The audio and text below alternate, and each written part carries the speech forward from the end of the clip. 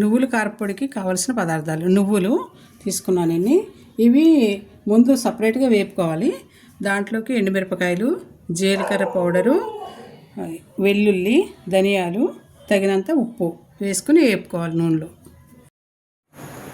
1/2 spoon oil వేసాను. వెల్లుల్లి వేసి, ధనియాలు, ఎండుమిరపకాయలు పౌడర్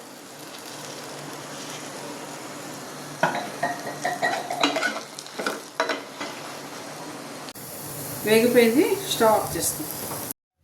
ఎండుమిరపకాయలు, ధనియాలు, జీలకర్ర ఇవన్నీ వేసుకున్నాం కదా. ఇవి మిక్సీ పట్టేసాక ఉప్పు వేసుకుందాం. తర్వాత మనం నువ్వులు వేపి పెట్టుకున్నాం కదా, అవి కూడా వేసేసి మిక్సీ పట్టేస్తాం. వేడివేడి అన్నంలోకి నువ్వుల కారపొడి వేసుకుని 1 స్పూన్ నెయ్యి వేసుకుని తింటే చాలా రుచిగా ఉంటుంది. ఎప్పుడైనా కూరగాయలతో మనకి రుచి అనిపించకపోతే ఇట్లా పొడి నువ్వుల కారపొడి నెయ్యి వేసుకుని తింటే చాలా టేస్ట్గా రుచిగా మనం ఎక్కువ అన్నం తినొచ్చు. మీరు కూడా ఇలా ట్రై చేసి చూడండి, చాలా రుచిగా ఉంటుంది. లైక్ చేయండి, షేర్ చేయండి, సబ్స్క్రైబ్ చేయండి.